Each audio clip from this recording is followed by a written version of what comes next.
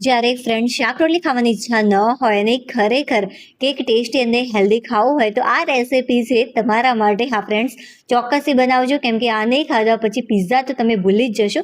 તેલ વગર ફક્ત 6 મિનિટની અંદર સરસ મજાની ખીચડીની આપણે 2 વેરાયટી તૈયાર કરીશું. તમને આઈડિયા પણ નહીં આવે અને હા, ઘરના લોકો ખુશ થઈ જશે અને એમને પણ આઈડિયા નહીં આવે કે આટલી સરસ મજાની ટેસ્ટી અને હેલ્ધી રેસીપી ખીચડીમાંથી બની છે. તો ચાલો ફટાફટ બનાવવાની શરૂઆત કરી દઈએ. તો આ માટે સૌથી પહેલાં અડધી વાટકી જેટલી મગની ફોતરાવાળી દાળ લીધી છે અને અડધી વાટકી જેટલા મેં ચોખા લીધા છે.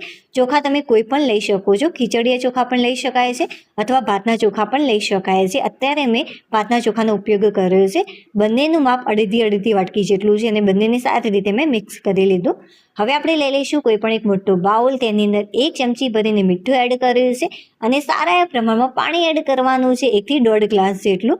હવે ફ્રેન્ડ્સ, પાણીને મેં ગરમ કરવા મૂક્યું. પાણી સારી રીતે ઉકળી જાય ત્યારબાદ આપણે દાળ ચોખાની અંદર ઉમેરી દઈશું. ચમચીની મદદથી એકવાર તમારે હલકું આને મિક્સ કરી લેવાનું અને ત્યારબાદ તરત આપણે ગેસ બંધ કરી દઈશું. જો મેં ઇલેક્ટ્રિક સગડીનો અત્યારે ઉપયોગ કર્યો છે એને મેં બંધ કરી દીધી. હવે ઢાંકણ ઢાંકી અડધો કલાક માટે તમારે આ રીતે રહેવા દેવાનું છે. અડધો કલાકની જગ્યાએ તમે 1 કલાક માટે પણ આને રાખી શકો છો. જો મેં આને અડધો કલાક કરતાં થોડું 5-10 મિનિટ વધારે રાખ્યું હતું. સરસ મજાના જે દાળ ચોખા છે સોફ્ટ થઈ ગયા છે. આ એકદમ પરફેક્ટ થયા છે. હવે બસ આ દાળ ચોખાની સારી રીતે આપણે વોશ કરી લઈશું. દાળ ચોખાને મેં 2 વાર ચોખ્ખા પાણીની મદદથી સારી રીતે વોશ કરી દીધા હશે. જો એકદમ આ ક્લીન થઈ ગયા છે. હવે લઈ લઈશું ફટાફટ આપણે એક મિક્સર જાર. હવે ફ્રેન્ડ્સ, ધ્યાનથી જોજો, આની અંદર આપણે એડ કરીશું કોથમીરનો દાંડીવાળો ભાગ, જેનો ટેસ્ટ છે ખરેખર બહુ જ સરસ આવતો હોય છે. તો 4 થી 5 ચમચી ભરીને મેં આ દાંડીનો ભાગ લીધો છે, એ આપણે મિક્સર જારની અંદર ઉમેરી દઈશું. સારી એવી સ્ટ્રોંગ ફ્લેવર આવે એ માટે આપણે એડ કરીશું આદુના ટુકડા. તો 7 થી 8 જેટલા આદુના ટુકડા લીધા છે. ચમચીનું માપ લઈએ તો 4 થી 5 ચમચી જેટલા આદુના ટુકડા છે. હવે આની અંદર આપણે પા વાટકી જેટલું દહીં એડ કરીશું. જે દાળ ચોખા આપણે પલાળીને રાખ્યા હતા એમાંથી અડધું મિશ્રણ અત્યારે એડ કરવાનું છે. બધું જ એડ નથી કરવાનું, કેમ કે મિક્સર જાર નાનું પડે છે એટલા માટે. અને જે બાકીનું જે ભાગ છે દાળ ચોખાનો એ આપણે પાછળથી એડ કરીશું અને એની અંદર પણ અમુક વસ્તુ આપણે ઉમેરવાની છે કે જેથી જે રેસીપી છે ખૂબ જ ટેસ્ટી બનીને તૈયાર થાય. જુઓ, આને મેં સારી રીતે ક્રશ કરી લીધું છે. હવે ફટાફટ એક બાઉલની અંદર આને નીકાળી લેવાનું છે. ચાલો હવે એ જ મિક્સર જારની અંદર જે દાળ ચોખા બાકીના વધ્યા હતા એ લઈ લઈશું અને ત્યારબાદ આની અંદર આપણે એડ કરીશું સારી એવી સ્ટ્રોંગ ફ્લેવર આવે એ માટે 3 થી 4 કળી જેટલી લસણની, 2 તીખા લીલા મરચાં અને સાથે ખટાશને બેલેન્સમાં રાખવામાં આપણે 1 ચમચી જેટલી ખાંડ એડ કરીશું. જે દહીંવાળી વાટકી હતી બસ એની મદદથી પા વાટકી જેટલું મેં પાણી લીધું છે એ એડ કરી દઈશું અને આને પણ સારી રીતે મેં ક્રશ કરી લીધું છે. બંને બેટરને કોઈ પણ એક બાઉલની અંદર લઈ અને સારી રીતે મિક્સ કરી લેવાનું છે. જુઓ, આ જે બંને બેટર છે મેં સારી રીતે મિક્સ કરી લીધા છે.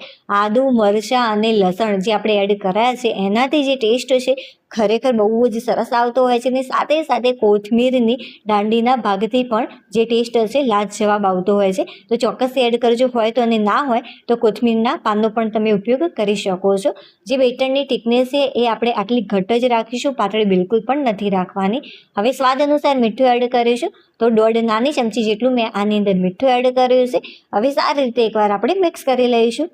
જ્યારે આપણે દાળ ચોખા પલાળ્યા હતા ત્યારે પણ આપણે આની અંદર થોડુંક મીઠું એડ કર્યું હતું, એટલા માટે મીઠું ધ્યાનથી એડ કરજો. મીઠાનું પ્રમાણ વધારે ન પડી જાય તેનું ખાસ ધ્યાન રાખવાનું. હવે તૈયાર કરેલા બેટરમાંથી અડધો ભાગ આપણે કોઈ પણ એક બાઉલની અંદર નીકાળી લઈશું, કેમ કે આપણે આમાંથી સરસ મજાની ખૂબ જ ટેસ્ટી એકદમ ચટપટી 2 રેસીપી તૈયાર કરવાના છે એટલા માટે. હવે આ બાઉલને સાઈડમાં મૂકી દઈશું અને ત્યારબાદ ફ્રેન્ડ્સ, મેં એક નોનસ્ટિક તવો લીધો છે. નોનસ્ટિક તવાને સારી રીતે તમારે ગરમ કરી લેવાનો છે. સારો એવો ગરમ થઈ જાય ત્યારબાદ જે ગેસ છે એકદમ તમારે ધીમું કરી દેવાનો અને એવું લાગે કે બહુ જ વધારે પડતું ગરમ થઈ ગયો છે તો તમે ગેસની ફ્લેમ બંધ પણ કરી શકો છો. રોટલી કરવા માટે જેટલી તવી આપણે ગરમ કરીએ છીએ બસ એટલી જ તમારે આને ગરમ કરવાની છે.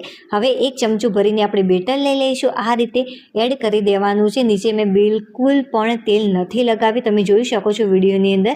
હવે બસ તમારે આ રીતે સરસ મજાનો ઢોસો તૈયાર કરી દેવાનો છે. અને હા ફ્રેન્ડ્સ, આ ઢોસો નથી, લાસ્ટમાં તમને ખબર પડશે કે કઈ સરસ મજાની ટેસ્ટી રેસીપી બનીને તૈયાર થઈ છે. એક આ રેસીપી ફ્રેન્ડ્સ બનાવીને મેં ખાઈ પણ લીધી. મને એટલી બધી ભૂખ લાગી હતી એટલા માટે મેં ફરીથી આ રેસીપી બનાવી છે, એટલા માટે જે તવી છે થોડી ગંદી છે, કેમ કે મેં બનાવીને ખાઈ હતી શરૂઆતમાં, એટલા માટે. અને એ બનાવી ત્યારે પણ મેં તેલ બિલકુલ પણ નહોતું લગાવ્યું. જો આ રીતે ઉપરની જે સપાટી છે સારી રીતે સુકાઈ જાય ત્યારબાદ આપણે થોડુંક ટોમેટો કેચઅપ આ રીતે થોડુંક એડ કરીશું અને સારી રીતે લગાવી દઈશું. મને ઓછું લાગ્યું એટલા માટે મેં ફરીથી એડ કરીને ફરીથી આ રીતે સ્પ્રેડ કરી દીધો. જે ગેસની ફ્લેમ છે એકદમ તમારે ધીમી જ રાખવાની છે, અત્યારે ધીમી જ રાખી છે. ઉપરથી આપણે થોડીક ડુંગળી આ રીતે એડ કરીશું, ઝીણી ચોપ કરેલી.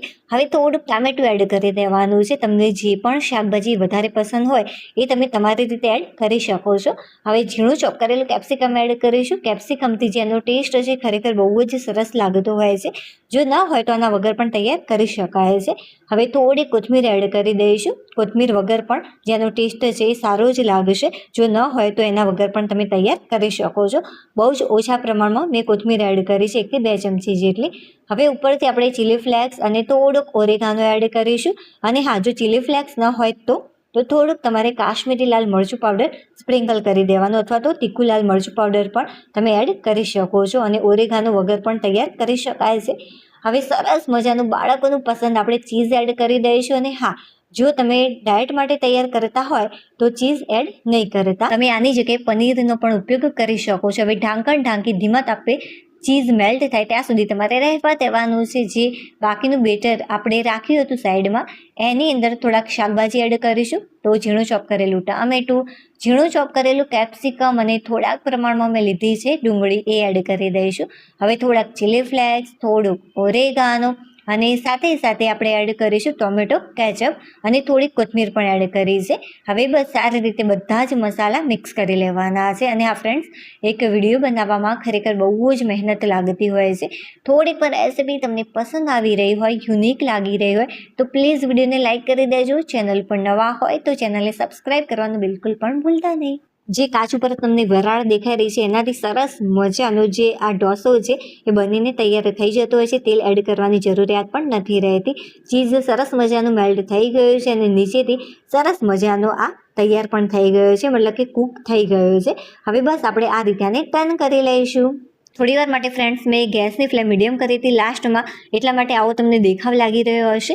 બટ આ એકદમ ઢોસા જેવું ક્રિસ્પી કરવું હોય તો જે ગેસની ફ્લેમ છે શરૂઆતથી લઈ અંત સુધી તમારે ધીમી જ રાખવાની, તો એકદમ પરફેક્ટ ઢોસા જેવી જ રેસીપી બનીને તૈયાર થતી હોય છે. બટ હા, જેનો ટેસ્ટ છે ખરેખર, ભલે મેં મીડિયમ રાખી બટ જેનો ટેસ્ટ છે ખૂબ જ સરસ આવશે. જે બાકીનું બેટર મેં તૈયાર કરીને રાખ્યું હતું એ બધું જ આ રીતે આપણે સારી રીતે પાતળું પાથરી લઈશું. ઢાંકણ ઢાંકી ફ્રેન્ડ્સ આને ઉપરનું જે પડ છે એ સુકાઈ જાય ત્યાં સુધી મેં આને કૂક કરી છે.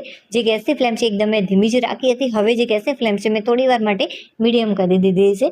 હવે તમારે શું કરવાનું છે, જુઓ તાવેતાની મદદથી આ ઇઝીલી દૂર થઈ રહ્યો છે. હવે આપણે આને ટર્ન કરી દઈશું. મેં મોટી સાઈઝનો આ પુલ્લો તૈયાર કર્યો છે એટલા માટે હું આ રીતે આને ટર્ન કરી રહી છું. ઉપર કોઈ પણ આ ટાઈપની મોટી પ્લેટ તમે લઈ શકો છો અથવા તો ઢાંકણનો પણ ઉપયોગ કરી શકો છો. બસ આ રીતે મેં આને ટર્ન કરી દીધું છે. હવે બીજી સાઈડથી મીડિયમ ફ્લેમ ઉપર, બીજી સાઈડથી સારી રીતે કૂક થયો ત્યાં સુધી મેં મીડિયમ ફ્લેમ ઉપર જ આને રાખ્યો. તો જુઓ સરસ મજાની આ રેસીપી બનીને તૈયાર હજુ નથી થઈ. ચાલો સરસ મજાની અને ટેસ્ટી આપણે કઈ રીતે તૈયાર કરી શકીએ છીએ.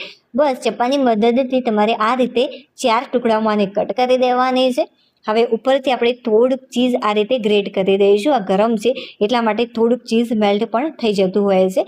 હવે ઉપરથી મેં બધું જે શાકભાજી હતું મિક્સ કરીને રાખ્યું હતું, ઓરેગાનો, ચીલી ફ્લેક્સ બધું જ સાથે મેં મિક્સ કરીને રાખ્યું છે. તો એ આપણે આ રીતે ઉપરથી થોડુંક એડ કરી દઈશું. થોડીક કોથમીર એડ કરી દેવાની છે. જુઓ સરસ મજાની આ રેસીપી બનીને પણ તૈયાર થઈ ગઈ છે. ચાલો સૂર્યપ્રકાશમાં હું તમને આનું ઓરિજિનલ રિઝલ્ટ બતાવું. બંને રેસીપી કેટલી સરસ મજાની દેખાઈ રહી છે. મારા મોઢામાં તો પાણી આવી ગયું. ચાલો ભાઈ ફટાફટ આનો ટેસ્ટ કરી લઉં. સૌથી પહેલાં તો આનો ટેસ્ટ કરી લઉં. વાવ, ખરેખર સુપર બનીને તૈયાર થઈ છે. ચાલો હવે ઢોસાનો ટેસ્ટ કરી લો. વાવ ફ્રેન્ડ્સ, આ પણ ખરેખર લાજવાબ બનીને તૈયાર થઈ છે. મને આ બંને રેસીપીમાંથી જે ઢોસા છે એ વધારે પસંદ આવ્યા. તમને કઈ રેસીપી વધારે પસંદ આવી ચોક્કસથી મને કોમેન્ટ કરીને જણાવજો. ચાલો હવે આપણે ફરીથી મળીશું એક નવી ટેસ્ટી અને હેલ્ધી રેસીપી સાથે. ત્યાં સુધી બાય.